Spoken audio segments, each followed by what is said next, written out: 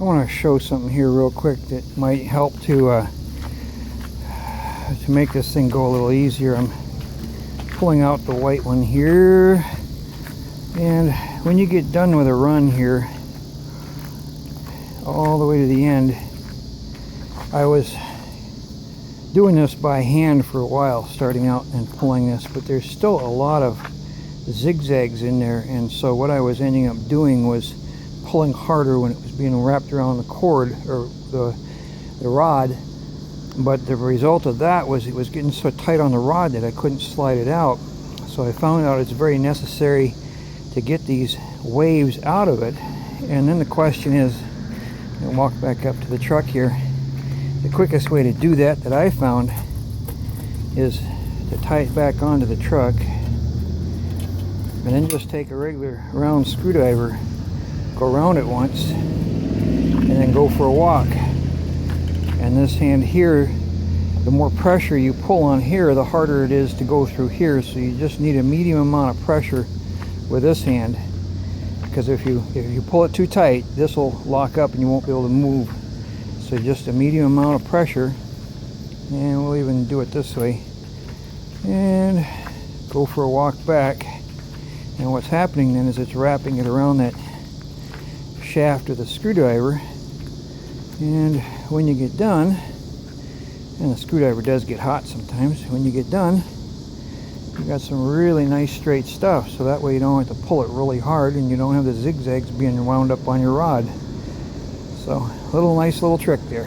There, I just finished up my second 500-foot roll, and a few tricks of the trade, some things that I learned doing the winding here.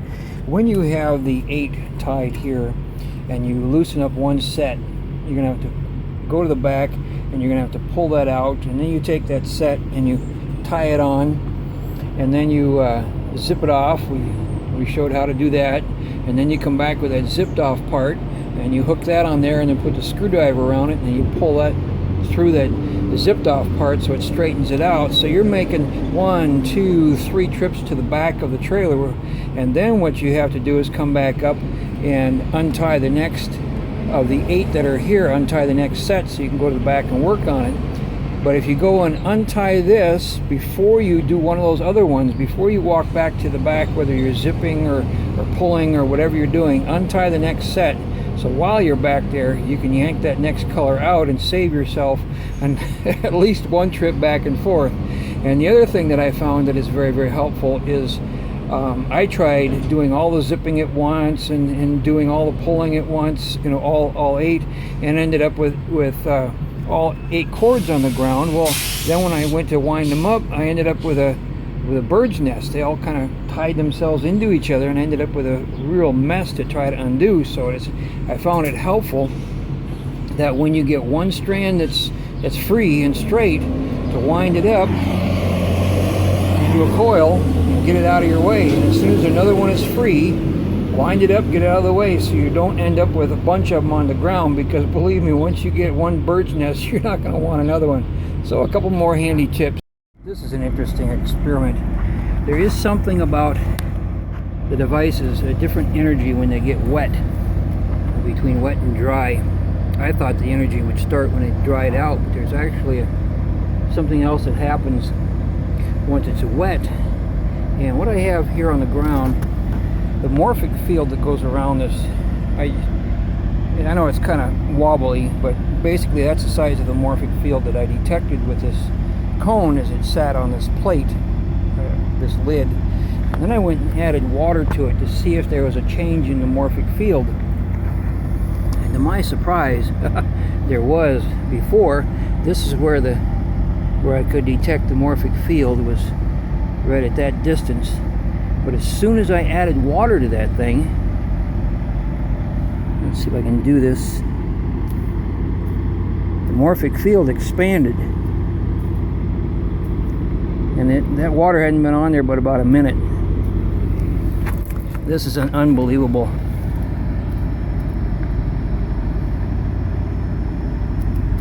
Right there is where it is right now. And as I put the water on it, immediately the morphic field started to expand. And it's gone out to this point here. Let's see if it's gone any further yet.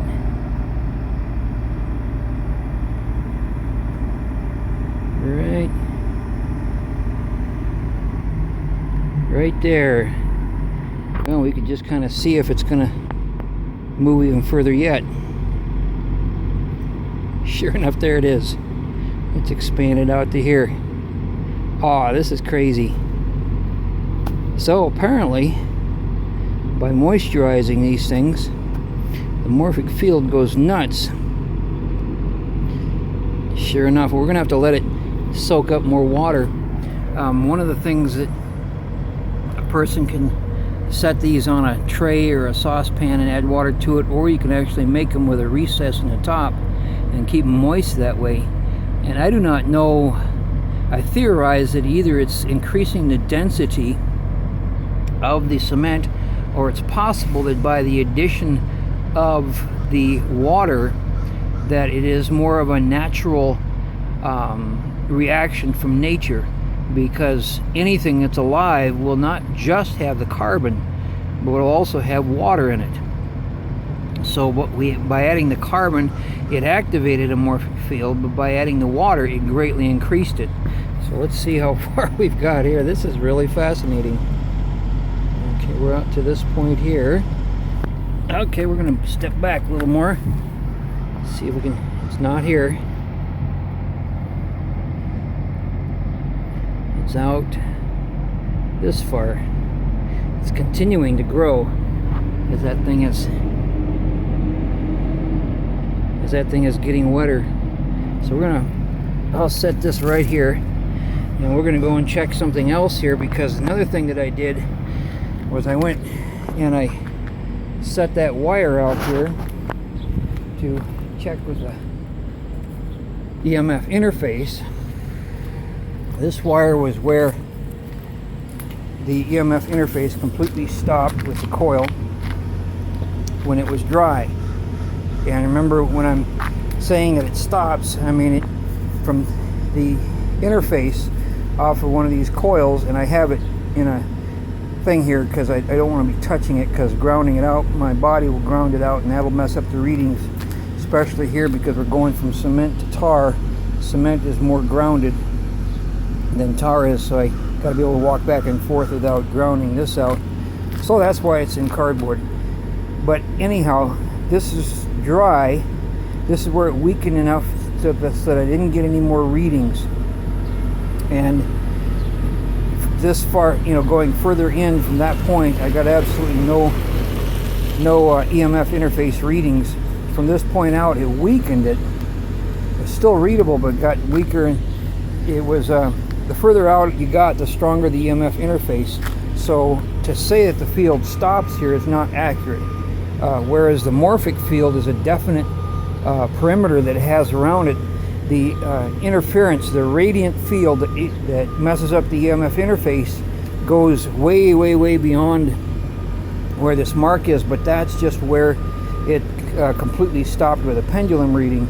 So let's see now if I can try to do this with several hands. As a matter of fact, I'm going to have to stop this a second and switch the camera mount. Well, this is what I found.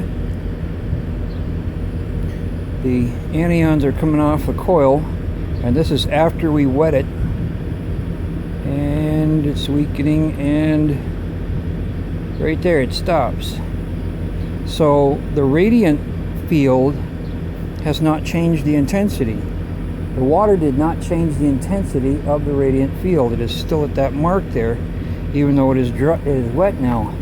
But let's go back up here and see if our field, or if our morphic field has changed at all.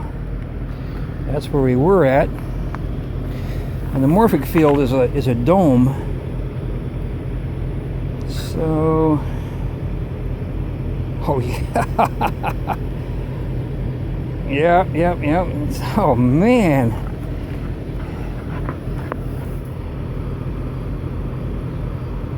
Oh, look at that. as it continues to get wet, the morphic field is expanding. Oh man, right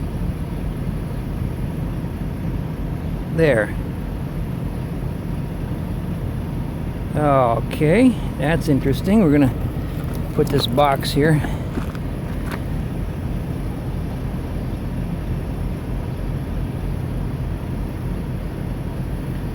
Yep, sure enough, that's where she's at.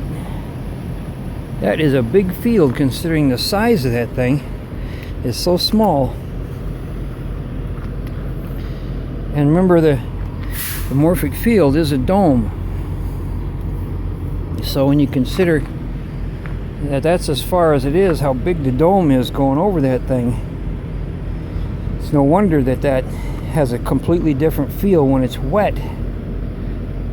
Huh, really fascinating. Well, we'll check back in a minute here, see if it goes any bigger. Okay, we've given our water soaking a little more. That was the dry ring, the size of the morphic field. Then the morphic field expanded out to here. Expanded out to here. And let's see.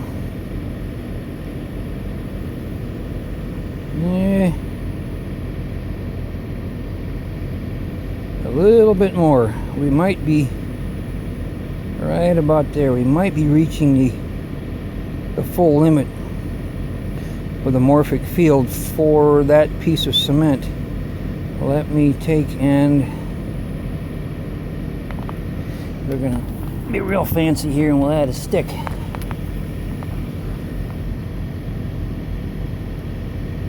Right about there. So look what we have here. That little piece, and let me paste it off here just to get a rough. We got 1, 2, almost 9 feet. Almost 3 meters off that little piece. So imagine what something bigger would do. Yeah, I did notice by having these wet that there's a calming, relaxing feel to it.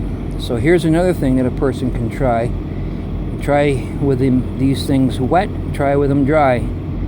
And really fascinating. And that is the morphic field. And let's check the anion field coming out of it. That would be, that's about the normal flow of an anion field. Let me take this one here and set it down and see what we get.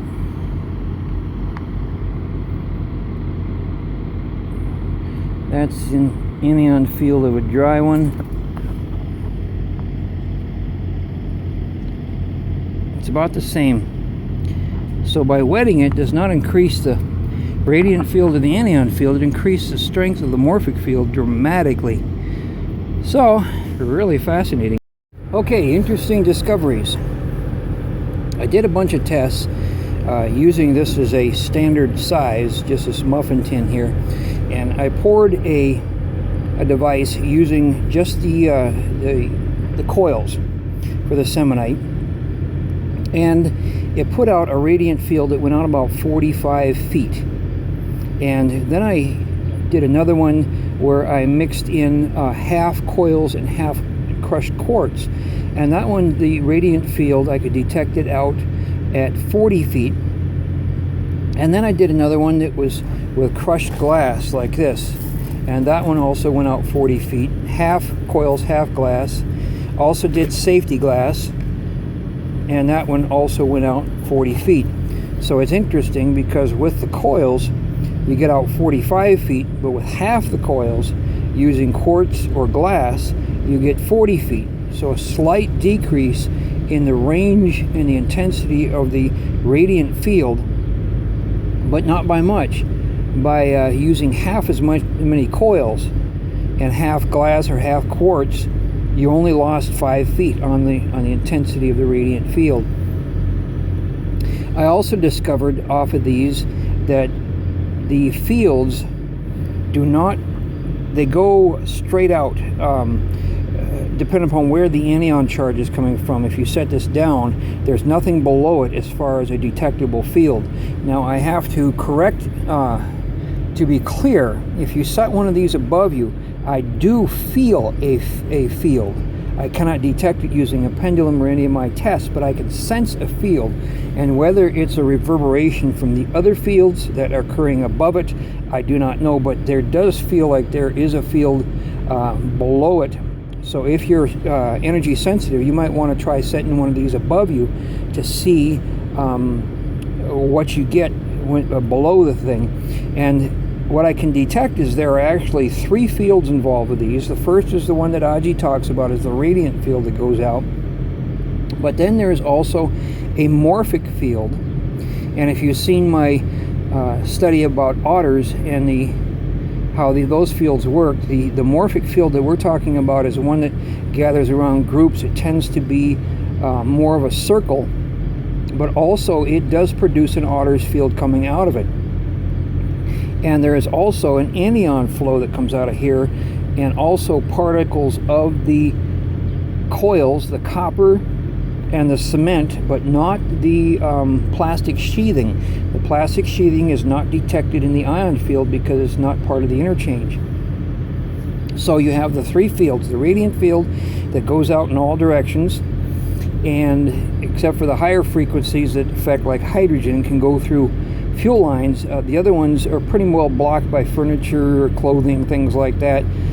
So you really have to be either close to it or exposed skin if you want to get the effect of it, or setting water on top of it. Remember, you use glass, glass of water if you want the radiant. Not plastic, but glass is the best thing. Okay, we got the 3 fields. We got the radiant field. All of them put out the same radiant field, a little bit less if you're using less coils, but not by much. But the morphic field on this and the ion field that comes out of it is very, very weak. It's there, but it's weak. Then when you go to quartz, you get a medium range for the morphic field, and yet a very strong ion flow that's coming out of it, so it beams out the top. So that's something that you would want to set if you're using half quartz, half coils, to set below you so that the ion fields will radiate up into you. And then when you use glass, the morphic field becomes very, very strong, to the point that the ions that flow out of it cannot escape out of the morphic barrier.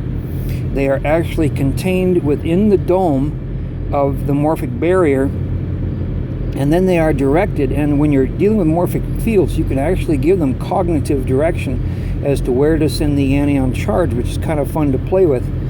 But the morphic field is whereas the radiant field goes out in all directions and slowly dissipates over distance, the morphic field is a very distinct field that has very, very tight parameters. I'm going to show you here. Let me stand up and turn around here.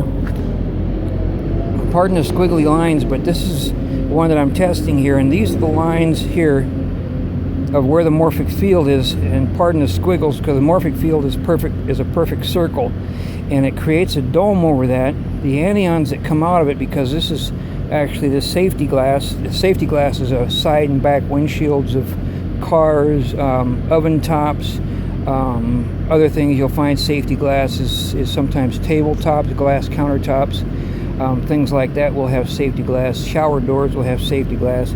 It breaks into very small symmetrical pieces, but the morphic field is very symmetrical, and a dome that creates it, so the anions that come out are actually caught inside of the dome, and then you can direct it either by putting out something similar in content as to what you have there, or you can give it a cognitive command and it will then send the energy to where you want it. So here you have many, many options of different fields. You can do just the coils and get the radiant field. You can do the quartz, half coils, half quartz, crushed quartz, and for crushing them I would stay within 1/4 inch size to 1/2 inch size roughly, and that would give you a strong anion field that would come up, and a medium-sized morphic field. Or you go to glass and then you get the same anions coming up, but you also get a very strong morphic field that's fun to play with. So let me go back down here. This actually here, the safety glass, I went to a junkyard, went over to where they were crushing cars, set down a tarp, and then smashed the glass out of a window. And then to break it down to its smaller size, I just took a screwdriver and just stirred and stirred and stirred to get these down to their size. That's about the smallest you want it. Because I did took some glass and pulverized it down to a powder, and then put it into one of these muffin tins, and it produced absolutely no power with the powdered glass. So if you have powdered glass, don't use it. Don't mix it in, because it dilutes the power. I also tried beach sand, silicon sand. That produced no power. There was half coils, half sand, no power. I did half coils, half premium play sand from Home Depot. That's the stuff they mix into cement, larger pieces of sand, and it produced no power. So do not use fine sand. Do not use sand at all. Do not use fine glass. Use crushed quartz, crushed glass. This glass here is actually a bottle that I just sat down. One of the easiest ways to break these up is to take a bottle and fold it inside of a newspaper on a good hard surface like outside on the cement, and just start smashing it with a mallet, and that way you can feel through the cardboard or through the newspaper, the layers of newspaper where you still have bumps and stuff, and just keep smashing the bumps until they're down. But that's about the largest pieces in here. Actually have to be broken down a little more, but those would work, and these are about the smallest pieces that you want about here. So that's the update on it. So you have three fields you can work with. You can work with the radiant field, you can work with the Morphic field, and you can work with the Anon field. Everybody reacts differently to these devices. Some of the people who have been testing them out for me tell me that they don't feel anything coming out of them. It doesn't affect them at all. Other people say it's very, very strong. They have to be careful not to dose themselves too late at night or have them too close to where they're sleeping. Also, some people say that the zinc is fired up and the iron is fired up so much, and it's causing lead and mercury to be dropping out very, very rapidly, and that's been kind of tough for them. So you really have to dose yourself according to how much your body wants. If you're having a problem with too much lead and mercury dumping out, move the devices away.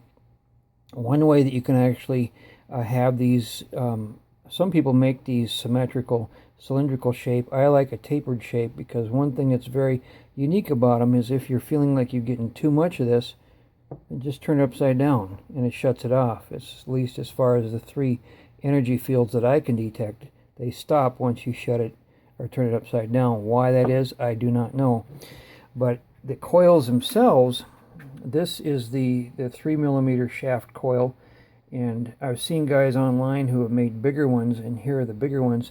The thing that's unique about these, though, is this size here is always kicking out anions, whether it has to do with EMF getting into it, because I know with the flat coils, about a 1/4 inch spacing gives it the best EMF interface. Well, these are generating all by themselves, and let me show you here. You can see how much anions are flowing off of it. Let's go to this size here. Noticeable less amount. And this one here, very small. And that's just the anion flow that's coming off of these. Of course, when you put them into carbon, all sorts of other things, the morphic fields and everything else come into effect. But these little buggers, if you've got them sitting around the house, realize they don't shut off. So you may have to put them into a metal container of some kind, or move them further away from you, because if you get too high in anions, these will be dosing you. So that's something to consider. But some people have been making these out of larger coils. They're a little harder to work with, though, because they much more easily fall into each other, so you almost have to put down a layer of cement, like into something like this, layer of cement and then set these in one by one. So you set them so they're not not falling into each other. And then once that cement sets up a little bit, then add more cement over the top of it. It's pretty picky. Another thing that's helpful is if you're making a device that has a wider base, like a bucket or like my taco container, sometimes they're very hard to get out of the container. And I saw online that what one guy did is he drilled a hole. It can be just like a 1/16 of an inch in the bottom here, put a piece of tape over it, and that's going to be a vent hole for later on when you go to take it out. And then on the inside, flip this thing over here, and then on the inside what he did was where the hole was, he just filled it with Vaseline so that way the cement wouldn't go down into the hole. So when it came time to pop it out, he just pulled the tape off and then just pushed down on the thing here, and the air was able to get underneath it and the cement would pop out much easier. That's really a nice trick to know. So a few more tidbits. Let me know what you're finding. I've been testing out the Morphic fields, and in order to do that I have to keep the Cemenite wet. So what I've been doing using this device here, it's pretty hard to just put a little bit of water in the top here. Maybe a person, if they were by a sink, you could spoon a little bit on. I tried just pouring a little bit on. I always tend to make it go over the sides. So what I was doing is adding a little bit of water into here, just a couple of tablespoons, and then I would put the water in the bowl, and then I'd place this in here and let it sit overnight. Usually so the water would cover this, and I've been testing out the Morphic fields that way. And what I want to do is to make one with a larger recess in the top that a person could actually pour it into. So I've been looking for containers that would give me that kind of shape, thinking of making a something that could be set in the kitchen or somewhere that a person could just put some water into and then create the Morphic field, because I want to see if the Morphic field will also create a Morphic shield. So here is, this is Nestle's Pure Life, and look at that, that's got a recess in the bottom of it. So I think I'm going to give this one a try here, and probably have to pour it to probably about this level or this level with cement, because you want it twice as wide as it is tall. I did find this one, an Arrowhead bottle, Arrowhead spring water, but the recess in it is really deep. You know, if a person made it that way, it would be right to about that level, and I think that might be a little too much, but it might be interesting to try it out. So I have a little pouring ahead. Talk to you later. Well, here are the two devices that I made in the bottoms of the water containers. This one here, I pretty much acted the way I thought it would. By putting water in here, it made the Morphic field grow large, and also because it's not symmetrical, it's fairly symmetrical, cylindrical, so even turning it over, it will not shut it off. The only way I've figured out how to shut it off is to take another Cemenite and turn that over on top of it. That would shut it off. This one here surprised me because it's got this deep reservoir in here. When I tested this, this was not putting out the anions. It was putting out cations, a positive charge, just as if it was using right-handed coils. And I thought, this is crazy. These are all left-handed Augie coils, and yet it's acting as if they're right-handed Augie coils. So I don't know if we've got an inversion going because of the width of this, but it was acting the opposite of normal left-handed Cemenite. And then I added water to it and got a really big surprise. A little water in here, and then it reversed the direction, so it was acting like left-handed Cemenite, producing the anions, negative ions that are good for you. And the more water I put into here, the more anions and the larger the Morphic field became. And this really fascinated me, because I thought, you know, this is kind of a pain to make it. You know, it was hard to get the plastic out of here. It's kind of a weird shape. And then I thought, well, what if we take Cemenite and put it into water? And if I put this into a metal pan, nothing happens. But if I put it into a plastic bowl, then a huge Morphic field forms around it, and a huge anions come out of it.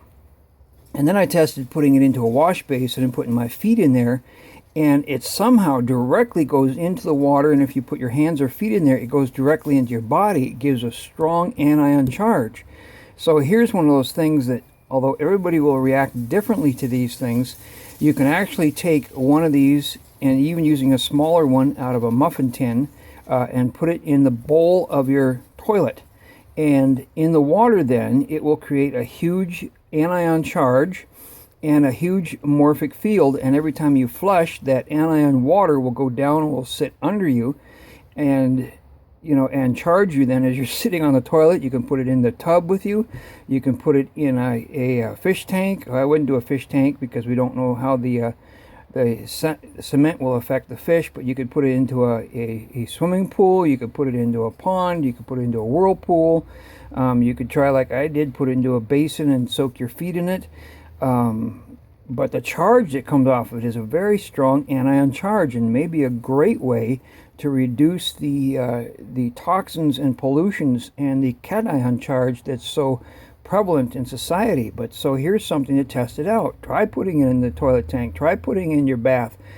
Try putting it in the shower when you take a shower, or soak your feet in a bowl with this thing in it, or put your hands in a bowl with this thing in it. Anyhow, this thing is powerful, and it's really remarkable that it affects water like that. Somehow it goes directly into the water as if the water itself was a crystal, and when you put your body into that water, then your body becomes part of the reaction, and it knocks lead and mercury out of the body, and also raises a very, very strong anion charge and beefs up the ion activity of all the alkaline elements in your body. So this is really fascinating. I recommend to give it a try in water. Now an update on the left-handed Cemenite. I was really excited because when I put this into water, something really strange happened in how it affected the water. I could put this in my bathtub and watch the energy move through the bathtub. And my thinking was that this would affect a large area like a lake or a river or a pond. Now I know from the testing that when you put this into water, it will, and when water is around it, it will stimulate the alkaline elements in the water. And if you have this near you, it will stimulate the alkaline elements in your body. It will also stimulate oxygen, whereas right-handed Cemenite will stimulate hydrogen. Left-handed Cemenite will stimulate oxygen in your body, which is very, very good for you. The only drawback about the left-handed Cemenite is it tends to stimulate, and you might not want it too close to where you're sleeping. But in living quarters, it's really good to have. I have it with me in the truck, and in order to shut it off at night, I just turn it over like this, and that shuts it off.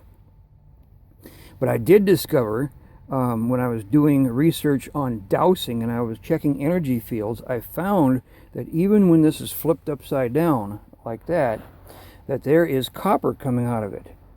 There's a copper reading. Copper. And it goes up as a pillar. It goes all the way up through it, and it goes down through it. And this is what I was noticing when I was doing the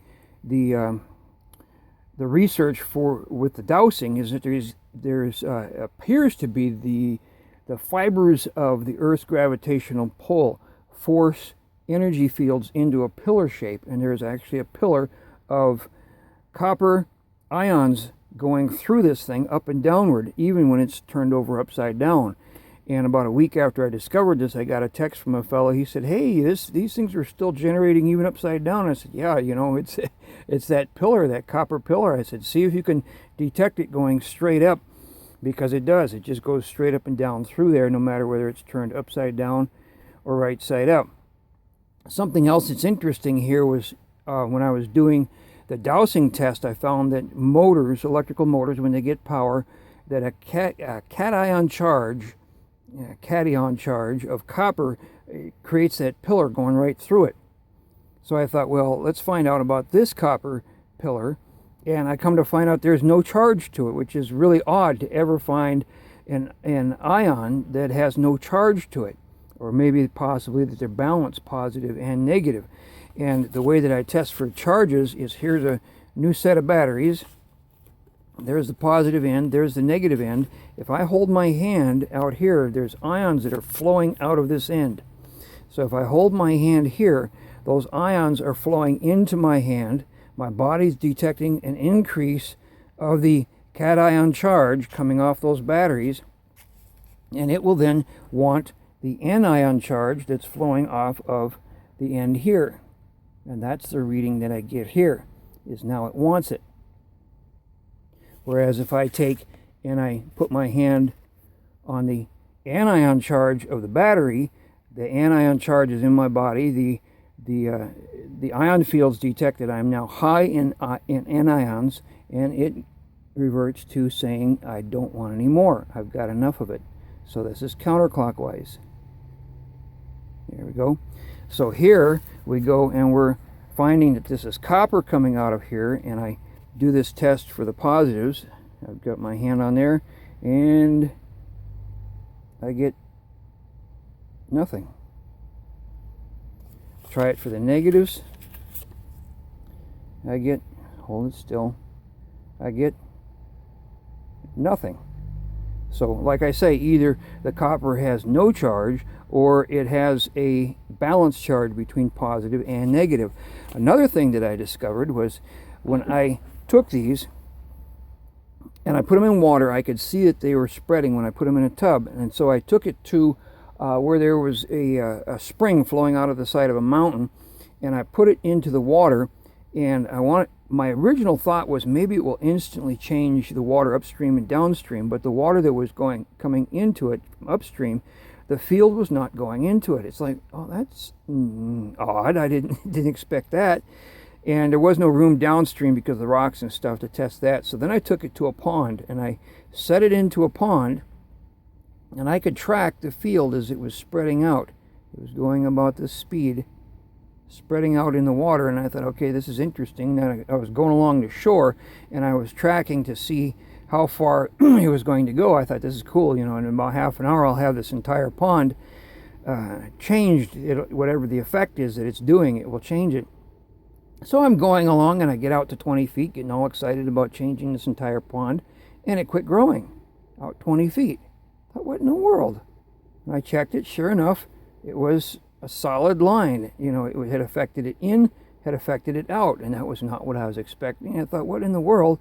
This appears to be a morphic field underwater, but it was spreading out really super slow. So I thought, well, how can I check this? So I ran back over to this, and first of all, I marked where the end was, where it had stopped in the water, and then I went back over to this, and I set this on land, and then I checked the morphic field on land, and sure enough, it stopped right where that marker had been.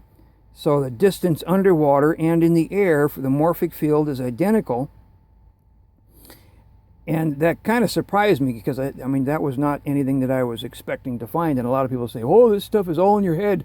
Well, if it was all in my head, how come I'm getting surprised and finding things that I didn't expect? And how come my assumptions are not coming true? But no, what was happening was the morphic field was spreading out, and it only went to its certain parameters, which was kind of a heartbreak because I thought this thing would be able to change everything. It will change the minerals. It will drop lead and mercury out of the water, but it will excite the alkaline elements and the oxygen that's in the water, which is always good. But as far as that other field, it was just the morphic field. But that brings up another issue. When I was doing my tracking research in Crazy Orgonite Discovery, I had it going out after my wife. She was, about 7 miles out, 5 or 7 miles out, and then she came back home, and this field was still out. And it took 10 minutes for this field to come back in, the tracking field. And I realized that this tracking field has a semi-physical property to it. And I really noticed it when I put this underwater, because the water is about 870 times more dense than air. And so it was just slowly spreading. So this brought up another question, is what is the morphic, what is the morphic field? What is it doing? It appears that it has a direct relationship to matter itself, like it has to change matter as it goes along. It can't just go along by itself. I mean, that's why it has this semi-physical property to it. But in order to set this in water and then to see that field go out and then to see it stop at 20 feet, that was really fascinating, and it really brings up, more questions as to what is the morphic field and how does it interact with matter. So that was really, really fascinating.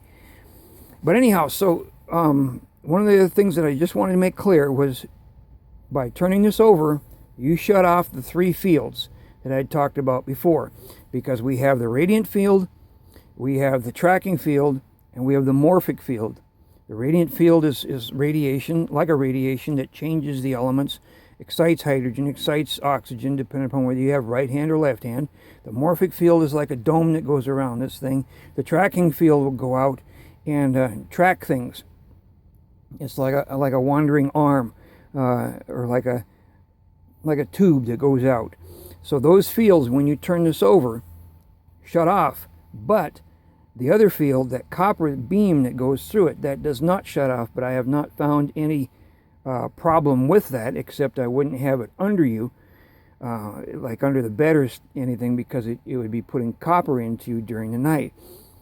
So that's the update. Well, let me correct myself really quick here. I said that by having these upside down, it does produce a copper column that comes up.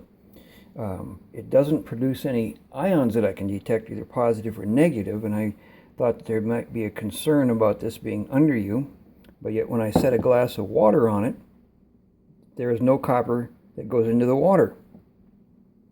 So whatever this is, this has more to do with dowsing and the energy fields that go between the fibers of the Earth's gravitation. A lot more research has to go into it, but it's almost, the best I can describe it is almost like a fiber optics that show what's down in here, or like a hologram of copper. It's not the copper itself, but it's a hologram of copper. And it goes vertical up and down for dowsing purposes.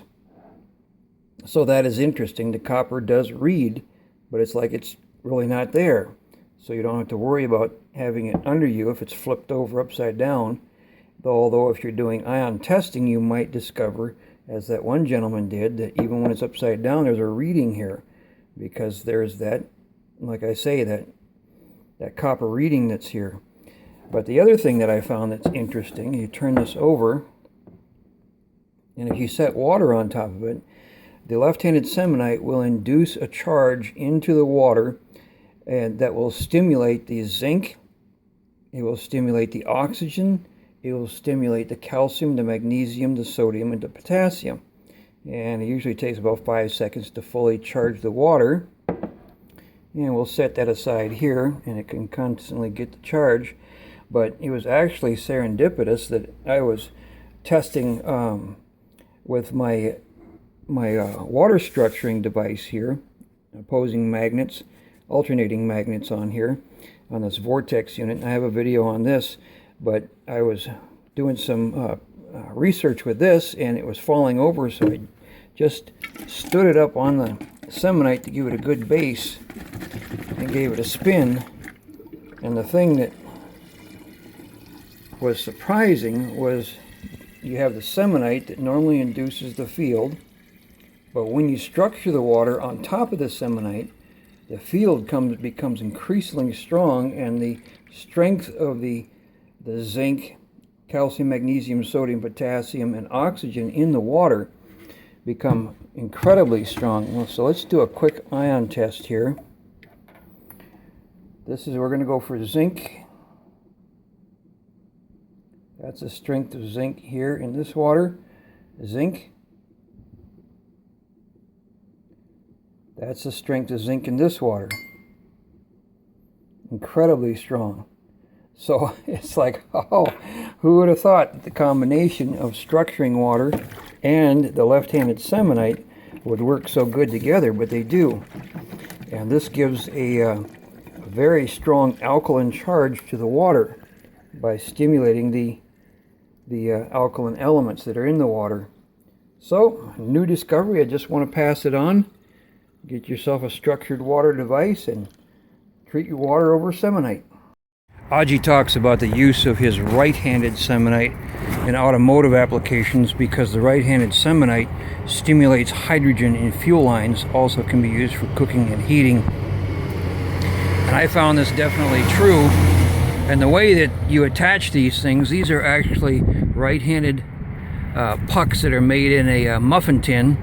And I have one here going to the fuel line. It goes into this filter. I have another one over here. It's for the fuel lines going over to the fuel pumps. And you attach these, and they will stimulate the hydrogen that's in the lines and increase your fuel mileage. Now in a truck like this, there's so many other things that can happen. I mean, like the weather, road conditions, fuel quality, type of tires that I'm using, wind, weight, all sorts of things that will affect it. And so I really have not seen a measurable change, but just by doing an ion test on the hydrogen that's in the lines, I can see that it is stimulated by these devices. Aji also recommends that you take the right-handed Cemenite and place them beneath spark plugs or spark plug wires, as he says it will actually induce an energy field into the wiring itself. Another concern, or just something to know about, is that the radiant energy that comes off these things is directed by the anion charges of the Earth. What I found is that if you set this on the ground, it will radiate out and up. If you have it set if you have something that's grounded next to it, it will radiate that way, outward and that way.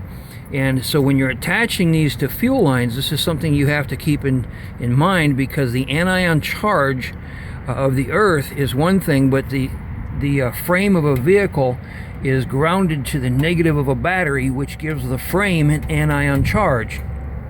Which means in a case like this aluminum frame here, this aluminum housing, has an anion charge, and if it's stronger than the charge that is coming from the Earth, then it will deflect the energy this way and this way. And of course, because it's deflecting it, you know, it won't be going this way, put it that way. And so it will be helping here. Here's another case. Here's the frame with an anion charge, negatively grounded. Here's my device here, so it's actually pushing the energy out, and so this puck is not affecting the wires here, it's affecting the lines here.